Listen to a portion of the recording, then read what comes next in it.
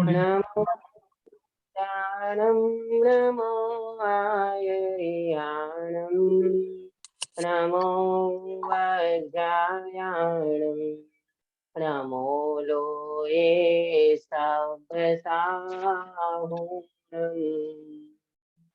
प्रेमलता जी मंगलाचरण करेंगी, है क्या प्रेमलता जी? हाँ है। जी जी जी। हाँ।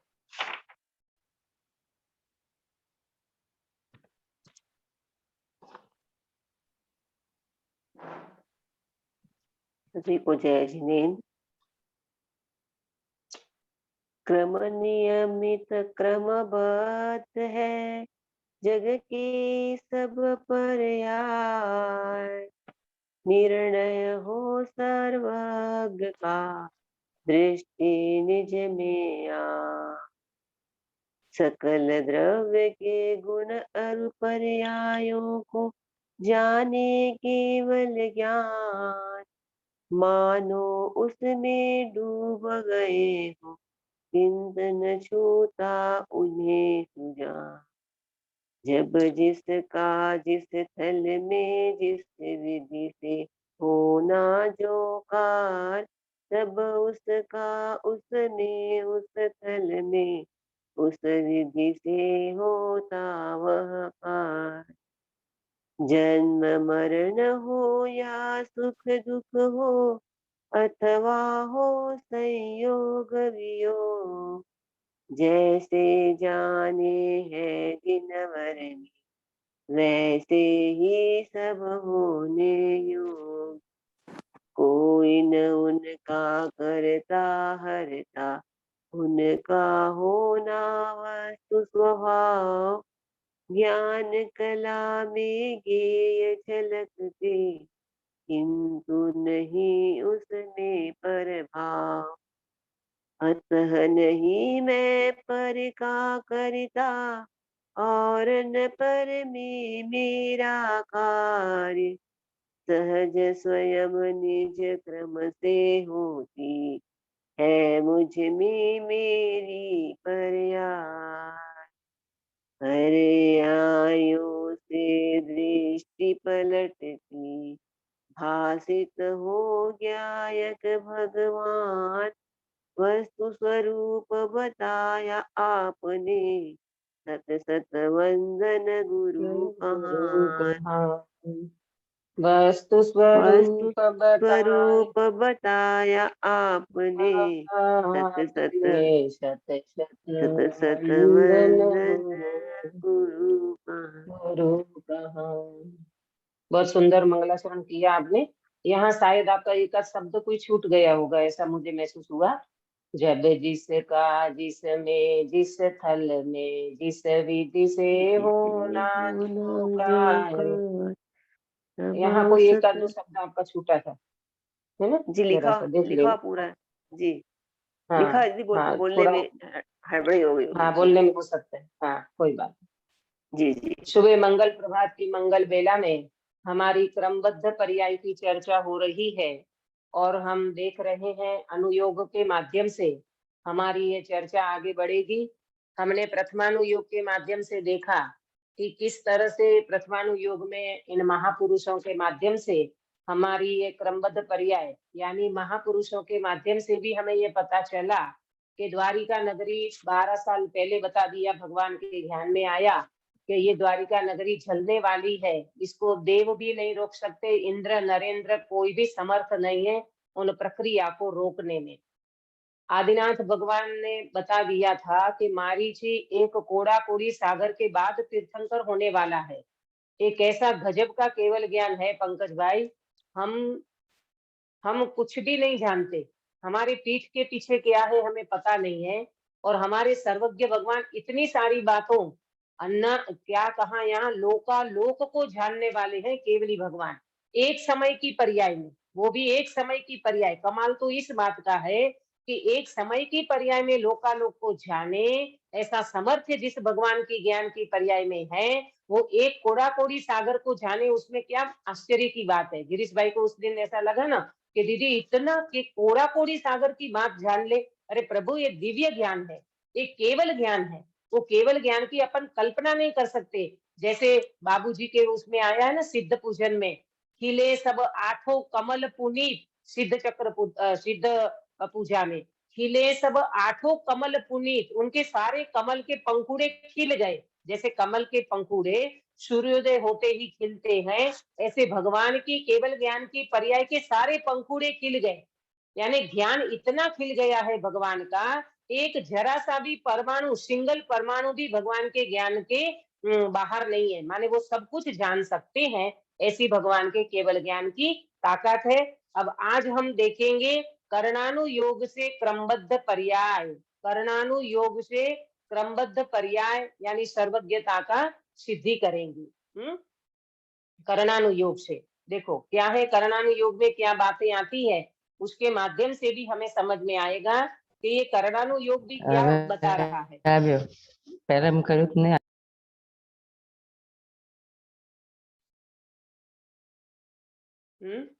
कर्णानुयोग के माध्यम से कैसा स्वरूप बताया है वो भी हमें समझ में आएगा।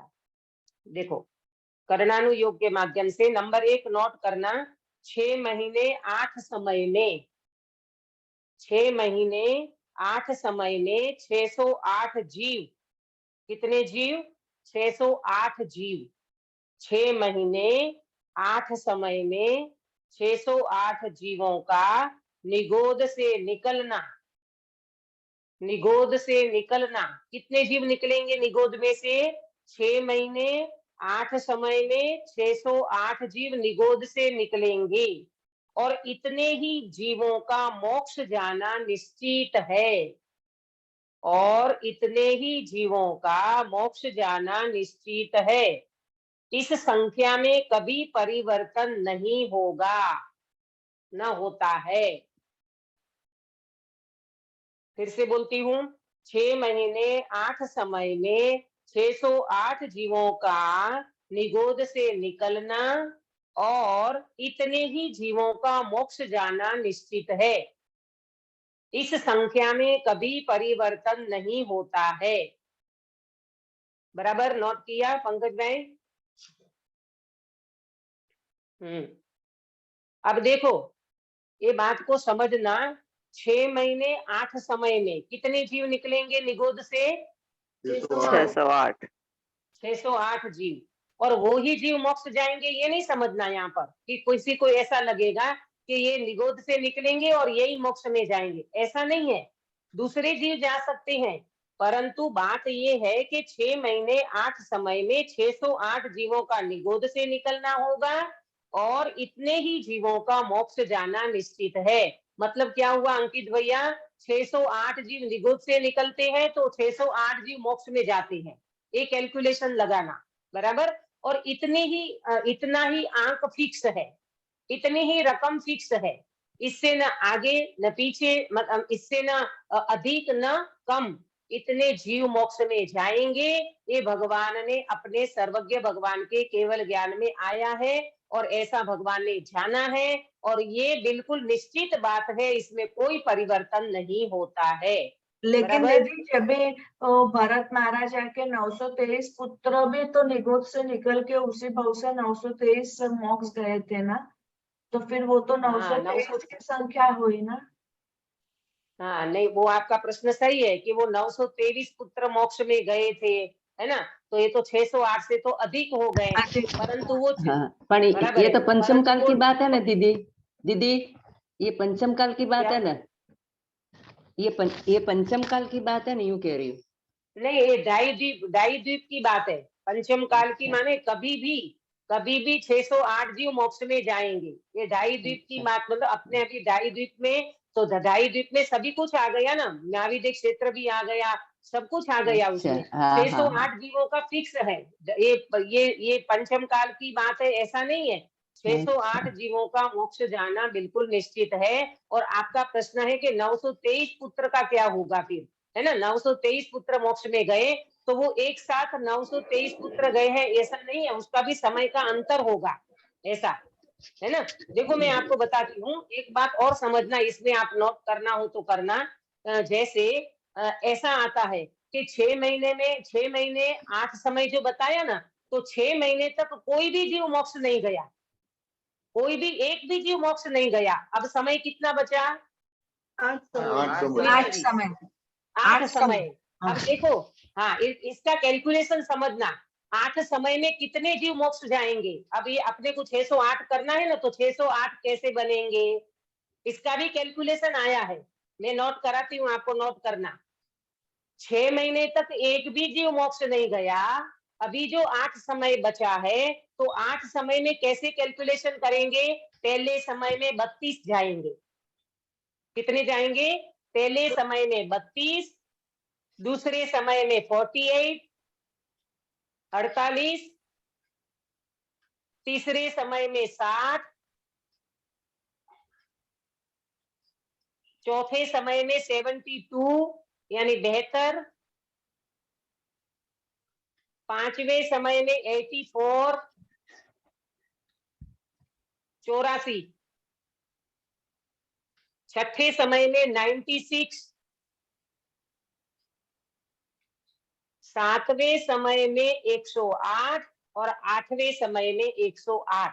अब लगाओ, इसका कैलकुलेशन करो अंकित भैया, कितना होता है ये कुल मिला के? 608 ही होगा। हाँ, 608 ही होगा।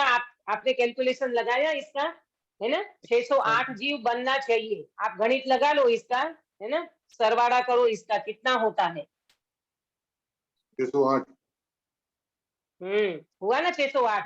तो ये गजब का गणित है। देखो कि 6 महीने तक कोई भी जीव मोक्ष नहीं गया, तो बोले कोई बात नहीं, अभी 8 समय बाकी है ना, तो वो 8 समय में इसी तरह से 608 जीव मोक्ष में जाएंगे। पहले समय में 32 जाएंगे, दूसरे समय में 48 जाएंगे, तीसरे समय में 60 जाएंगे, चौथे समय में 72 जाएंगे, पांचवें समय में 84 जाएंगे 84, छठवें समय में 96, सातवें में 108 और आठवें में 108। इस तरह से 8 समय में मोक्ष जाएंगे, लेकिन इतने जीवों की संख्या फिक्स है बिल्कुल।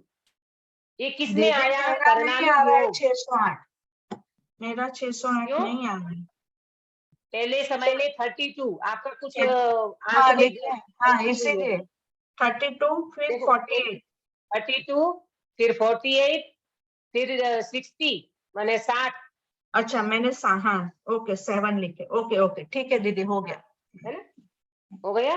तो इसी तरह से 6 महीने 8 समय में 608 जीवों का निगोद से निकलना होगा, और इतने ही जीवों का मोक्ष जाना निश्चित है। इस संख्या में कभी परिवर्तन नहीं होता है। बराबर? ये कर्णानुयोग के माध्यम से संख्या बताई। अब दूसरा बिंदु, चारों गतियों के जीवों की संख्या निश्चित है। चारों गति के जीवों की संख्या निश्चित है, इसमें भी कोई परिवर्तन नहीं होता। इसमें भी कोई परिवर्तन नहीं होता। चार गति में तो कितने जीव हैं? चार गति कौन सी? श्वेता, चार गति का नाम पता है बेटा? श्वेता, मनुष्य कौन सी गति?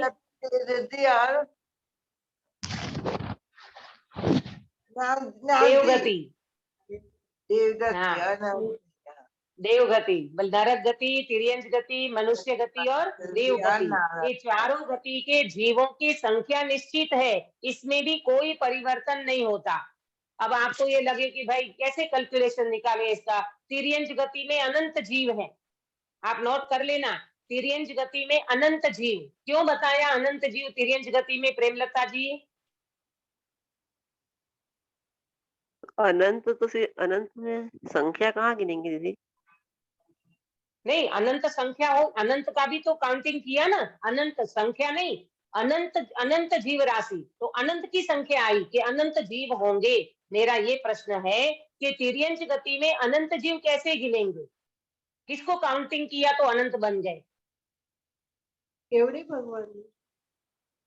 नहीं, मैं ये पूछ रही हूँ कि तिर्यंच गति में अनंत जीव बताया ना। देखो, मनुष्य में संख्यात जीव आएंगे। मनुष्य में संख्यात माने 29 अंक प्रमाण, 29 अंक। अपन कहते हैं ना 10,000, 10,000, लाख, 10 लाख, करोड़, अरब, खरब, नील, महा नील, ऐसे आके संख्या जाती है ना, ऐसे 29 अंक प्रमाण मनुष्य की संख्या है। 29, 29। तो मनुष्य की संख्या संख्या में जाएगी। लेकिन मेरा प्रश्न है कि तिर्यंच गति को अनंत में क्यों डाला? इसमें कौन से जीव आए कि वो अनंत बन गए? एकेंद्रीय जीव, केंद्रीय जीव से एकेंद्रीय जीव है। हाँ, निगोद, निगोद के जीव। निगोद। केंद्रीय माने निगोद के जीव, निगोद।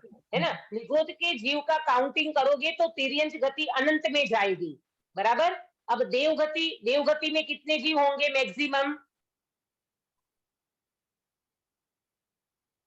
संख्या तो हर एक असंख्यात है, असंख्यात, हाँ, असंख्यात। असंख्यात। कॉन्फिडेंस से बोलो, असंख्यात। देव असंख्यात, असंख्यात देव हैं स्वर्ग में। अपने को लगता है कि भगवान स्वर्ग में इतने जीव होंगे, बोले हैं। असंख्यात काउंटिंग किया है स्वर्ग के जीवों का। फिर नरक गति में, बिना में नरक गति में कितने जीव होंगे? नहीं पता। नहीं पता? पंकज भाई नहीं, मुझे भी पता नहीं। नहीं पता। अच्छा, गिरीश भाई है क्या? गिरीश भाई? आज उनको थोड़ा मजा नहीं है। अच्छा, मजा नहीं है। अक्षा है, अक्षा? हाँ दीदी। हाँ, बोलो बेटा, कुछ अंदाजा लग रहा है नरक गति के जीवों की अनंत, संख्या का? अनंत अनंत हो सकता। नहीं नहीं नहीं नहीं, अनंत तो आएगा ही नहीं। कितना भी कुछ गिनती कर लो, काउंटिंग कर लो, असंख्यात नारकी है।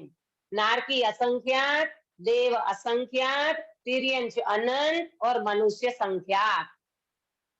बराबर अक्षा बेटा, समझ में आया आपको? हाँ दीदी, कहीं आपने पहले बोला था ना देव और नारकी ऑलमोस्ट सिमिलर अमाउंट के होते हैं।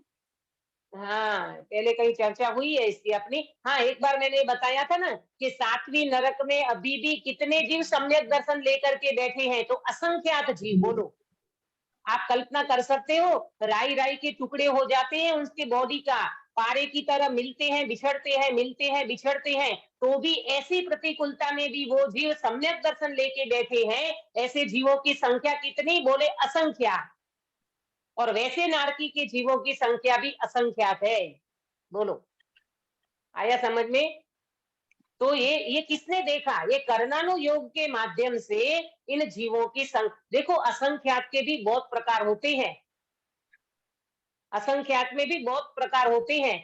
और क्या कहते हैं, अनंत जीव राशि जो बताई ना तिर्यंच गति की, तो अनंत जीव राशि में भी वैसे अनंत का भी बहुत, अक्षय अनंत, सक्षय अनंत, ऐसे उनके भी प्रकार आते हैं। तो तिर्यंच गति में भी निगोद के जीव को अगर हम काउंटिंग करेंगे तो तिर्यंच गति के जीव के भी कितने बन जाएंगे? अनंत जीव राशि। अब अभी ये बारिश के दिन चल रहे हैं ना, ये बारिश के दिन चल रहे हैं, आप देखना कि कितनी सारी जीव राशि अपने को नजर आती है। वो तो अपने को नजर आती है उसकी बात कर रहे हैं। बाकी केवली भगवान के ज्ञान में तो कितनी जीव राशि अपने को हवा में हवा नजर नहीं आती। बताओ, हवा अपने को दिखती है? नहीं दिखती है। और हवा में कितने सारे जीव हैं? पृथ्वी में कितने सारे जीव, अग्नि में, वायु में, पानी में कितने सारी जीव राशि है। पानी के एक अनछने बूंद में, एक अनछना पानी, जो गाड़ेलू पानी जिन्हें આપણે કહીએ વગર ગાड़ेलू अणघन पानी, जिसको अनछना पानी बोलते हैं हिंदी में, उसके एक बूंद में कितने जीव हैं? अंकित भैया बताएं आपको। हाँ, अनंत जीव है।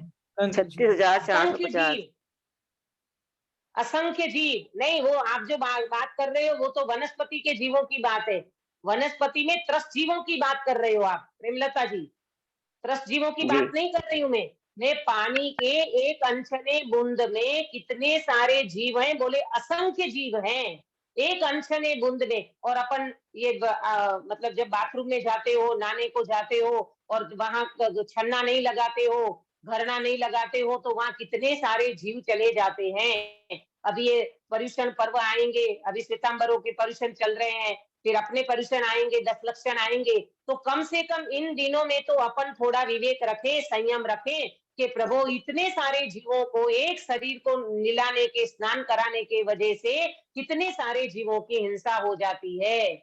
शावर पे सीधा नहाने को बैठ जाओ, बाल्टी खोली और सीधा पानी बहा दो, फ्लश छोड़ा और सीधा पानी गया, कितनी सारी जीव राशि अपने निमित्त से मतलब उन जीवों का संहार हो जाता है। ये सारे संयम की बात है प्रभु। ये सारे जीवों को अपनी आत्मा समान देखना चाहिए। जीव को जीव दिखेगा तो ये सारी हमारी एक क्रमबद्ध पर्याय को पढ़ना सार्थक हो जाएगा। पहले अपने को देखो, अपने को शुद्धात्मा देखेंगे तो दूसरा जीव आत्मा दिखेगा। यहाँ आत्मा नहीं दिखता तो सामने ऐसा लगता है कि हम क्या करें उसमें, हम क्या करें, वो जीव मरना था तो मर गया। ये स्वच्छंद बात नहीं करना चाहिए अपने को। वो मरना था तो मर गया, क्यों? समय सार में तो आता है ना, कोई किसी को झिलाता नहीं है, कोई किसी को मारता नहीं है, उनकी आयु पूरी होनी थी तो वो मर गया। ऐसा स्वच्छंद ग्रहण करने की बात नहीं है। अगर अपने को कोई मारने आता है तो अपने को ऐसा लगता है कि वो मार मार भैया, हम मरने थे तो मर गए, ऐसा कोई नहीं बोलता। अपना जीव हर कोई बचाता है, तो सामने वाला जीव भी अपने को जीव दिखेगा तो उसको बचाने का अवश्य परिणाम होगा। बराबर? दीदी एक बात पूछो। दीदी अपन जो नल के ऊपर छन्ना बांधते हैं ने, उसके बाद अपन काम हो जाने के बाद उसको अपन वापस उसी नल में उसी पानी से अपन वो करते हैं, तो जीव तो वापस उसी बहते पानी में ही जाते हैं ने। हाँ देखो बेन, कोई है ना असत्य अनुष्ठान होता है, वहां अपना कुछ नहीं चलता। उसमें ऐसा है कि जैसे आपने एक बाल्टी पानी छान लिया, फिर थोड़ा पानी लेकर के वही छन्ने पानी से जीवा नहीं करना, छने पानी से बिलछा नहीं करना। ऐसा नहीं कि वो नल के नीचे हमने खोल दिया और वो अनछने पानी से उनकी जीवानी निकाल दी, ऐसा नहीं। छना पानी लेकर के उसकी जीवानी करो, बिलछानी करो, ये हमारी मजबूरी है। पहले जमाने में क्या होता था, कुआं होता था, कुएं से पानी आता था और फिर अपने गुजराती कच्छी में संखारियो बोलते थे उसको, फिर वो ही पानी बाल्टी में लेकर के या भगोनी उसमें लेकर के फिर वो ही पानी वहां पे वो कुएं में डालते थे। क्यों? जिस कुएं के जो जीव है वो जीव को वहीं छोड़ना चाहिए। लेकिन आज पंचम काल में इतनी अपनी मजबूरी हो गई, कहीं कुआं रहा नहीं, है ना। बोरिंग मिलना भी बड़ा मुश्किल है, बोरिंग का पानी मिलना भी बड़ा मुश्किल है ना। तो इस हिसाब से अपने को इतना विवेक करना चाहिए कि बाल्टी भर ली, छन्ना निकाला और फिर थोड़ा पानी लेकर के, छन्ना पानी लेकर के उसकी बिलछानी करो और वो पानी गटर मतलब उसके माध्यम से आपका जो बाथरूम है उसमें जो मोरी बनी हुई है ना जो बाथरूम का, उसी माध्यम से वो जीव चले जाएंगे। ये मजबूरी है तो अपनी। जीव मरेंगे तो सही नहीं दीदी, वो नहीं मरेंगे वो बात सही है, लेकिन बहन आप ये समझो, अनछने बूंद के, एक बूंद के अनछने पानी में असंख्य जीव। अभी ये पानी छन गया, ये पानी छन गया तो इसमें अभी जीव की उत्पत्ति 48 मिनट तक आप अगर उनको अगर आप वो कर लेते हो, प्राशुद्ध कर लेते हो, तो उसमें वो जीव तो नहीं मरेंगे। और अनछने पानी में वो असंख्य जीव वो तो मरते हैं, त्रस्त जीव भी कितने मरते जाते हैं। असंख्य त्रस्त जीवों की हिंसा होती रहती है, ये अपने ज्ञान में आता नहीं है। इसलिए अपन एक तो क्या है, प्रमाद होता है ना जीव को, तो फिर अपन कुछ बहाना निकाल लेता है, अभी वो जीव मरते रहते हैं। हमने पानी छाना तो भी क्या हो गया, अरे तुमने पानी छाना तो त्रस्त जीवों की हिंसा से तो बच गए। 6 घंटे की मर्यादा होती है पानी की। अगर आपने उस पानी को प्राशुद्ध कर लिया, कुछ उसमें डाल दिया, लौंग डाल दिया या कुछ भी डाल दिया ना, तो वो पानी प्राशुद्ध हो गया और उसकी मर्यादा 6 घंटे की हो गई। बराबर? इस तरह से विवेक करना चाहिए। चलो आगे बढ़ेंगे। अब दीदी ये आपने जो 608 जीव 6 महीने में लिखवाया, वो दीदी सारे मतलब डायडिक का मिला के हो जाता है, जैसे कि विदेश क्षेत्र सबके मिलके 608 जीव हो गए? पूरे 2.5 द्वीप में विदिक क्षेत्र भी आ गया। अच्छा ठीक है। सारे जीवों की काउंटिंग है यहाँ पर। बराबर? अब देखो तीसरा, प्रत्येक जीव, तीसरा बिंदु, प्रत्येक जीव नित्य निगोद से, प्रत्येक जीव नित्य निगोद से अधिकतम माने ज्यादा से ज्यादा 2000 सागर के लिए निकलता है। प्रत्येक जीव नित्य निगोद से अधिकतम यानी ज्यादा से ज्यादा 2000 सागर के लिए निकलता है।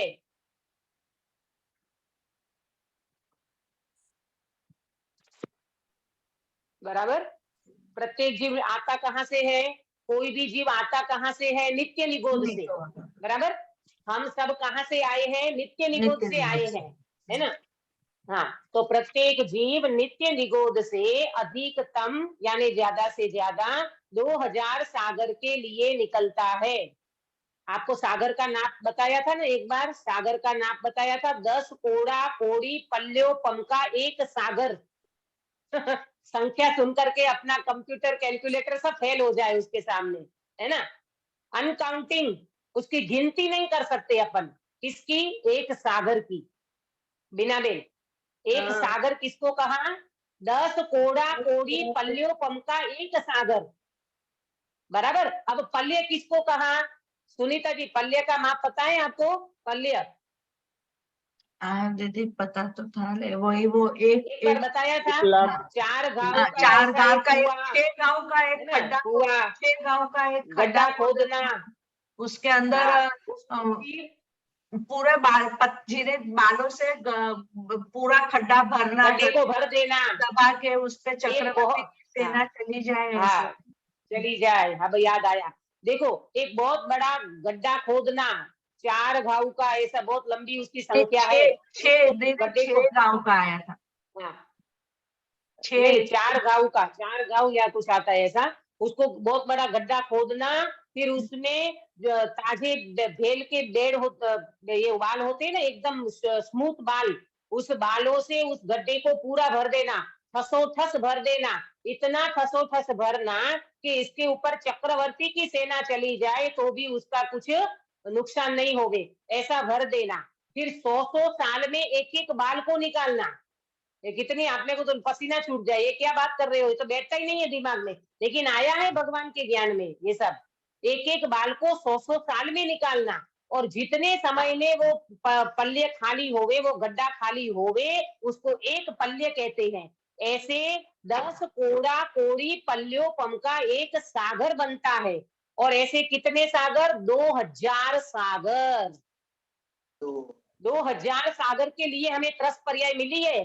अपना पंकज भाई ध्यान से हाँ। सुनना, 2000 सागर में हमारा काउंटिंग हो रहा है। और सपोज करो हमारा ये त्रस पर्याय का लास्ट भव हो, ये जो मनुष्य भव मिला ना अपने को, ये लास्ट भव हो, और इसमें हमने आत्मज्ञान की प्राप्ति नहीं करी, सम्यक दर्शन की प्राप्ति नहीं की, तो बैक गियर मार के निगोद में चला जाएगा, एकेंद्रीय में चला जाएगा।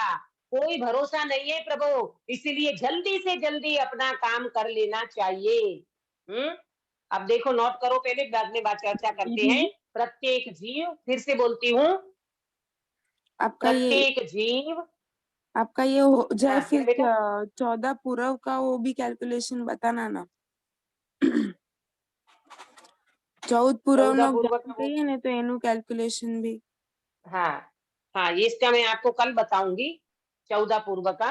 आज मेरे मतलब मेमोरी में नहीं है, वो मुझे जरा सा देखना पड़ेगा, कल बताऊंगी। हाँ, देखो फिर से बताती हूँ। प्रत्येक जीव नित्य निगोद से अधिकतम 2000 सागर के लिए निकलता है, बराबर। 2000 सागर के लिए निकलता है। ये 2000 सागर किसका किसका है? त्रस पर्याय, ये नोट करना, त्रस पर्याय, रस का भाव मिलता है। इसमें 2 इंद्रिय, 3 इंद्रिय, 4 इंद्रिय आदि के निश्चित भव धारण करता है। उसमें मनुष्य के 48 भव मिलते हैं।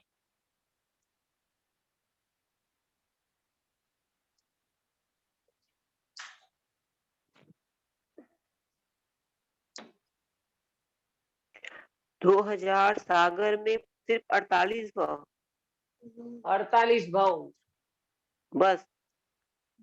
बोलो। अब ये समझो प्रेमलता जी, ये 48 में हमारा लास्ट मनुष्य का भव होगा, जिस मनुष्य पर्याय में हम बैठे हैं, वो लगातार हमारा लास्ट भव होगा। तो अगर इसमें हमने आत्मज्ञान की प्राप्ति नहीं करी तो हमारा क्या होगा? ये जीव, सपोज करो थोड़ा बहुत दान पुण्य किया, थोड़ा हमने सत्संग स्वाध्याय किया, मंद कषाय के कारण हम स्वर्ग में चले गए, लेकिन फिर भवांतर में इस जीव का नरक निगोद का भव होगा। ये जीव पता नहीं कहाँ चला जाएगा, ये कुछ भी नहीं पता। इसीलिए कहते हैं कि निष्कर्ष क्या निकलता है इसमें, कि चारों गति के जीवों की संख्या निश्चित है। और क्या बोला, 6 समय में 608 जीव मोक्ष में जाएंगे, 6 महीने 8 समय उनकी संख्या निश्चित है। ये सब संख्या निश्चित है, तो फिर हम करें क्या? ऐसा प्रश्न हो सकता है ना दीदी, हम क्या करें? अरे क्या करें, मनुष्य वो मिला है तो आत्मज्ञान की प्राप्ति करो, भेद विज्ञान करो, तत्व निर्णय करो, सम्यक दर्शन की प्राप्ति करो। ये करना हमें है और दूसरा कुछ नहीं करना है। लेकिन हमें दूसरे तामझाम बहुत दिखते हैं। अभी तो बेटे की शादी करना है, अभी तो बेटों के लिए घर बनाना है, अभी तो फैक्ट्री एक बाकी है उसको ठीक करना है। ये सारा काम अपने को दिखता है, आत्मा का काम दिखता नहीं है। अरे भैया तू कहाँ चला जाए। नित्य निगोद से निकलने के बाद मतलब कोई भी गति में जा सकते हैं। हाँ, जैसे नित्य निगोद से निकल, देखो देखो नित्य निगोद से निकलने वाला अगर उनका अपन सीक्वेंस समझे ना, तो नित्य निगोद से निकल करके जीव इतर निगोद में जाएगा। इतर निगोद से निकल करके जीव एकेंद्रीय में जाएगा। एकेंद्रीय में पृथ्वी, पानी, अग्नि, वायु, वनस्पति, ये जो सब है ना भेद, उसमें जाएगा। फिर विकलेंद्रीय में आएगा। विकलेंद्रीय में आएगा तो वो इल्ली बनेगा, मकोड़ा बनेगा, भौरा बनेगा, मक्खी बनेगा। ये सब त्रस पर्याय की बात है। माने त्रस पर्याय का भव मिलना कि कितना दुर्लभ है। दुर्लभ लही जो चिंतामणि, त्यों लही पर्याय त्रस कणी। त्रस का भाव मिलना, इल्ली का भाव मिलना भी मुश्किल है, और आज हम मनुष्य भाव में बैठे हैं। पंकज भाई कल्पना कर सकते हो, एक इल्ली का भाव मिलना, ઈયળ જેને આપણે કહીએ ગુજરાતીમાં, ઈયળનો ભાવ મળવો મુશ્किल છે। આજે આપણે કયા ભાવમાં બેઠા છીએ? મનુષ્य ભાવમાં। इतने ऊंचे प्लेटफॉर्म पे आकर के हम बैठे हैं, और इल्ली को देख करके अपने को कैसा महसूस होता है? इल्ली को देख करके ग्लानि करते हैं, घृणा होती है। कल हमारे घर के बाहर ही इतनी सारी जीवराशि, वो छोटी इतनी इतनी इल्ली आती है। वो क्या बोलते हैं उसको, समुच्छिम होते हैं वो जीव। ऐसे मिट्टी और पानी के संयोग से, बारिश चल रहा है ना, तो मिट्टी और पानी के संयोग से वो जीव उत्पन्न हो जाते हैं। घर के बाहर पैर न रख सको आप, इतनी जीव राशि आपको मिलती है रास्ते में। अपन तो ऐसे देख के नहीं चलते, ऐसे चले जाते हैं। गाड़ी से आते हैं तो कितने ये अड़सिया, अपने गुजराती में जेने कहिए अड़सिया, है ना, हिंदी में आप क्या बोलते हो उसको, इतने छोटे वो लंबे लंबे जो वो बनते हैं जीव, वो जीव कितने मर जाते हैं। इसीलिए चातुर्मास के 4 महीने में संयम से रहना चाहिए। ज्यादा बने इतना बाहर नहीं जाना चाहिए, और बाहर जाना पड़े तो 10 लक्षण के बाद जाओ, जहां बारिश कम हो जाए, आकाश खुला। अभी तो धूप ही नहीं निकल रही है। बताओ पंकज भाई, कितनी धूप मिली अभी अपने को 1.5 महीने से? नहीं, बिल्कुल नहीं मिली। धूप ही नहीं बिल्कुल निकल नहीं रही मिलती। है, क्योंकि जीव वो, हाँ, और जब धूप नहीं निकलती है तो वो जीव बेचारे, मतलब वो जो पानी में जीव उत्पन्न होते रहते हैं, मरते हैं, उत्पन्न होते हैं, मरते हैं, उत्पन्न होते हैं। इसीलिए जितना बने उतना देख करके चलो। अपन गाड़ी फट करके गाड़ी निकाल के चल पड़ते हैं, अब रास्ते में कितने जीव मर जाते हैं। अपन थोड़ी ना गाड़ी से वहां देखने जाएंगे तो एक्सीडेंट हो जाएगा। अभी अड़सिए को बचाना, कैसे बचाओगे इन अड़सियों को? कैसे बचाओगे इन छोटे छोटे जीवों को? तो जितना बने उतना पैदल चलना चाहिए। जरूरत पड़े वहां जाओ, परंतु पैदल चलो। थोड़ा क्या बोलते हैं, वॉकिंग डिस्टेंस। वैसे अपन सब करने को तैयार हो जाते हैं, है ना, जिम में जाओ, तुम वॉकिंग करते हो, तो ऐसे भी वॉकिंग करके भी अपन सब काम कर सकते हैं। ये तो सब विवेक की बात है, इसमें अपन ज्यादा नहीं जाते हैं, लेकिन विवेक होना चाहिए अपने जीवन में। कहाँ कितना किस तरह से रहना, रहन सहन, खान पान, आचार विचार, ये सब अपने जीवन में होना चाहिए। तो क्या बात चल रही थी कि प्रत्येक जीव नित्य निगोद से अधिकतम 2000 सागर के लिए निकलता है। उसमें 2 इंद्रिय, 3 इंद्रिय, 4 इंद्रिय, इनके भव निश्चित है, और मनुष्य के 48 भव। 2 इंद्रिय के 80 भव, नोट कर लेना। 2 इंद्रिय के 80 भव, 3 इंद्रिय के 60 भव, 60, 4 इंद्रिय के 24 भव,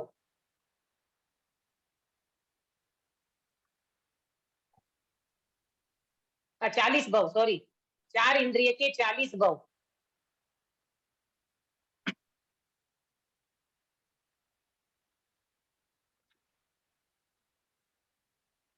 बराबर। 3 इंद्रिय, अब देखो, 66 2 इंद्रिय के 80, 2 इंद्रिय के 80, 3 इंद्रिय के 60, 60, और 4 इंद्रिय के 40 भव। 48 है ना, 48 ना दीदी? हाँ हाँ 40 बोल रहे हैं ना? हाँ 48, हाँ हाँ, मनुष्य के 48 भव। और मनुष्य के 48 भव मिलते हैं। अब ये सारे काउंटिंग करो, मतलब ये सारे भव की संख्या निश्चित है और इसमें हमको मनुष्य का भव मिला है, तो अब हमें सोचना चाहिए कि हमें क्या काम करना चाहिए। अब देखो ये कर्णानुयोग से मैंने आपको इतनी बातें बताई, इसका निष्कर्ष क्या निकलता है कि चारों गति के जीवों की संख्या निश्चित है। प्रत्येक जीव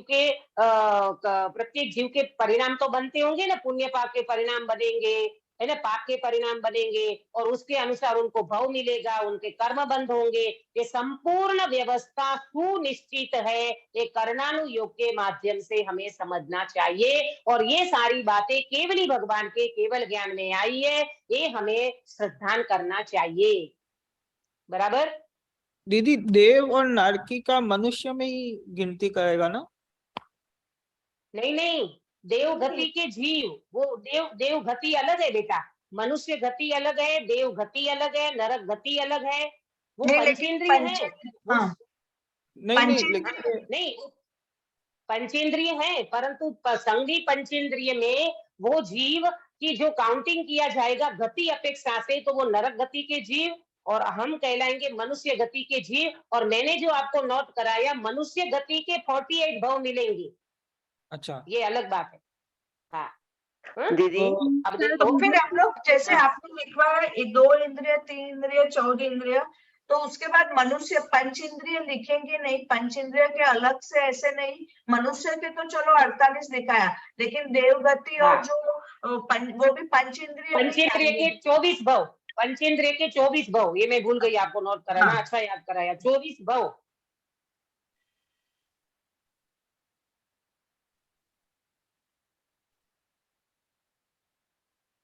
इसमें देवगति के भी भव आ गए दीदी? पंचेंद्रिय में आ जाएंगे ना, पंचेंद्रिय में देवगति। पंचेंद्रिय में इसमें आता है संज्ञ पंचेंद्रिय जो है ना, अपन तो संज्ञ पंचेंद्रिय है, मनुष्य का 48 भव अलग से काउंटिंग कराया है। इसमें पंचेंद्रिय में 24 भव की जो बात आती है वो मैं कल आपको देख करके बताऊंगी कि किसका कैसे काउंटिंग किया है। त्रस पर्याय, हाँ अभी याद आया, त्रस पर्याय जो है ना, ये त्रस पर्याय जो 2000 सागर, ये 2000 सागर में नोट कर लेना, मैं भूल गई आपको ये नोट मुझे पहले कराना था।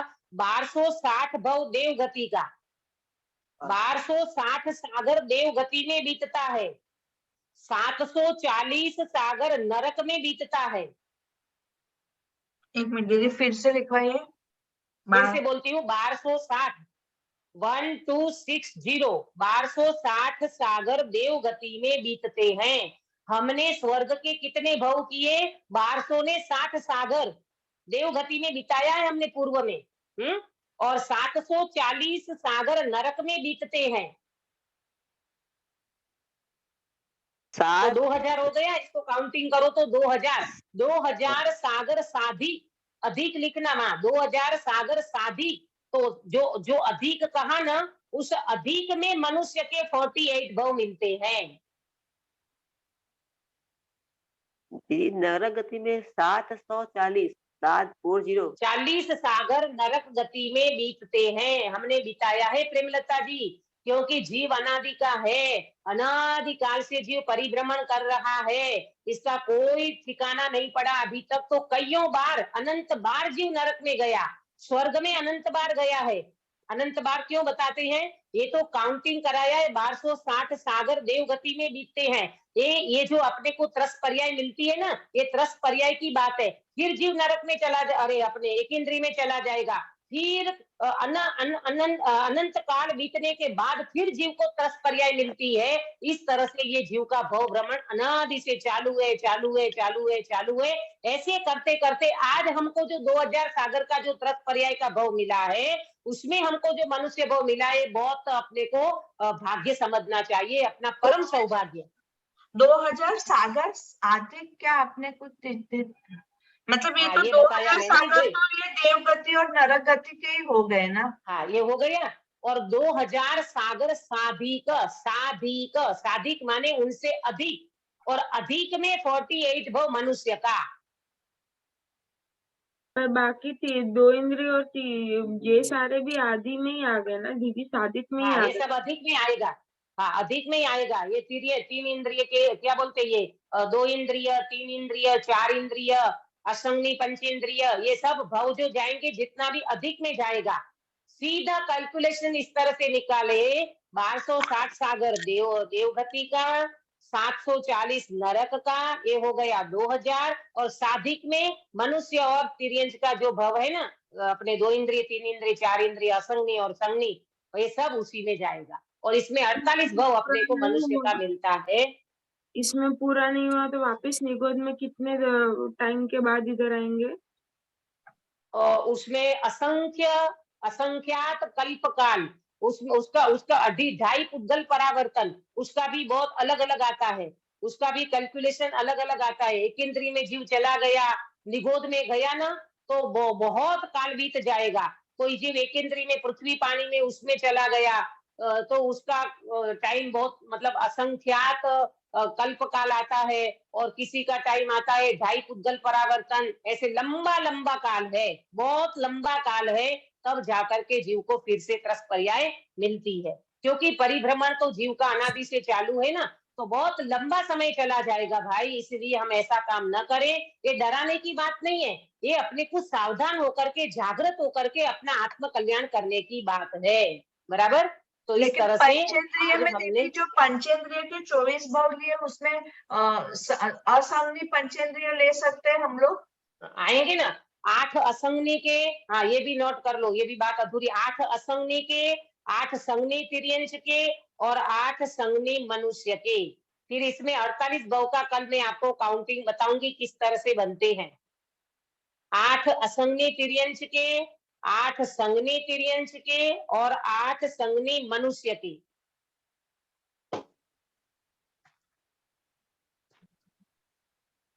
बराबर। और कल अपन इसकी चर्चा करेंगे। 48 भव जो अपने को मिलते हैं, ये 48 भव में भी 2-3 बातें इस तरह से आती है। कोई किसी का कुछ कहना है, किसी का कुछ कहना है। कल अपन इसके ऊपर चर्चा करके फिर अपनी चर्चा को आगे बढ़ाएंगे। ऐसी बात करेंगे कल हम। अरे दीदी, जब प्रत्येक जीव का कर्म बंध, उसका उदय, उसका भव, ये सब निश्चित है, उसमें कोई परिवर्तन नहीं कर सकते, तो फिर हमारे हाथ में कुछ नहीं रहा। ये चर्चा कल हम करने वाले हैं। हमारे हाथ में कुछ नहीं रहा। आपने बता दिया कर्णानुयोग के माध्यम से कि इतना जीव निकल करके मोक्ष जाएंगे, इतने जीवों की संख्या फिक्स है, गतियों की संख्या फिक्स है, ये सब फिक्स हो गया, तो हमारे हाथ में तो कुछ नहीं रहा, है ना। हम क्या करें, हमारे हाथ में तो कुछ नहीं रहा। ये चर्चा अपन कल करेंगे कि हमारे हाथ में कुछ नहीं रहा का क्या मतलब है। और आगे बातें बताएंगे कि गतियों की संख्या फिक्स है, तो ये सब जब फिक्स ही है, तो फिर हमारा कुछ हाथ में नहीं रहता है, तो फिर हम करें क्या, हाथ पे हाथ धर के बैठ जाएं? ऐसा तो बैठ ही नहीं सकते अपन। तो फिर हम क्या करें, इसकी चर्चा कल हम करेंगे कि पुण्य पाप, जीव के भाव, जीव का उदय, ये सब निश्चित है, तो फिर हम क्या करें, इसकी चर्चा भी कल करेंगे। और लेकिन ये इसके 48 बाद भव तो हम वाली लोग बात, निश्चित कह सकते हैं दीदी कि अब हम तिर्यंच में तो नहीं जाएंगे। हम एटलीस्ट भले हम लोग वैसे भी देवगति के वो करके वापस वो लेके जाएंगे मोक्ष में, लेकिन तिर्यंच में तो नहीं जाएंगे। हाँ, अगर इतना, सही बात है, इतना कॉन्फिडेंस अगर अपने को आता हो अंदर में कि दीदी हम तो अब बिल्कुल नहीं जाएंगे, इसका मतलब सुनीता जी, ये मनुष्य भाव में बिल्कुल बिल्कुल फिक्स ही है कि आप स्वर्ग में ही नियम से जाओगे। ठीक है। और सपोज करो किसी जीव ने सम्यक दर्शन की प्राप्ति नहीं की, और वो जीव स्वर्ग में चला गया मंद कषाय में, और वहां से समोसरण में जाकर के अगर वो जीव आत्मज्ञान की प्राप्ति कर ले, तो भी हो सकता है। लेकिन वहां क्या है कि वैभव बहुत है ना, वहां भोग विलास के साधन बहुत है ना, तो वहां फिर वो जीव कहीं अटक जाए। अटक लेकिन जाए। यहाँ अपने को यहाँ अपने को ऐसा चांस मिला है कि अपने को मनुष्य भाव में अपने को ऐसा आत्मज्ञान प्राप्ति करने का एक सुंदर अवसर मिला है। तो यहाँ अपन काम कर ले, वो बहुत ज्यादा इम्पोर्टेंट रखना चाहिए कि जिससे अपने को स्वर्ग का लोभ, और फिर पता नहीं वहां देव देवियां इतनी हैं, वहां के भवन, वहां का भोग विलास, वहां के सब ताम झाम बहुत है वहां पर, तो वहां तो जीव नहीं कर पाएगा। देखो यहाँ पर भी अपने को जब पुण्य का उदय आता है ना सुनीता जी, जब बहुत घर में अनुकूल वातावरण होता है ना, तो अपन फिर भूल जाते हैं। बहुत सारे मेहमान आपके घर पे आ जाए तो आपको लगेगा आज की क्लास छोड़ दो, अपन कल सुन लेंगे, यूट्यूब पे तो आता ही है, कल कर लेंगे, आज क्या है इतना। मेहमान आए तो उनको समय देना चाहिए, उनके साथ बैठना चाहिए, घूमने जाना चाहिए, ये सब अपन थोड़ा प्रमाद कर लेते हैं, लेकिन ऐसा प्रमाद हम ना करें और हम इस काम को इतना इम्पोर्टेंट समझे कि हमारे पास दूसरों के लिए समय नहीं है, हमारा सबसे पहला समय हमारे लिए है। उसमें हमारा सत्संग, स्वाध्याय, वेद विज्ञान, तत्व ज्ञान, ये सबको अपन प्रथम स्थान पे रखेंगे तो जरूर इस जीव को आत्मज्ञान की प्राप्ति होगी और वो जीव ये भव का अभाव करके अवश्य में भगवान बनेगा। ये बिल्कुल फैक्ट बात है। ठीक है, आज समय हो गया है, इसलिए अगर चर्चा अपन कल करेंगे इसकी, और फिर अपन पुण्य प्राप्ति उदय की भी चर्चा करेंगे कि किस तरह से जीवों का पुण्य पाप, उनका भव, उनका भाव, इसमें किस तरह से समझना, ये चर्चा भी कल करेंगे। अभी यही विराम देती हूँ। निज कल फिर से निधि बताइएगा दीदी। ने बताई यह अनंत उपकार है, इसके लिए वाणी माँ वंदना शतवार है, वंदना शतवार है। अंकित भैया आयो सर कराइए।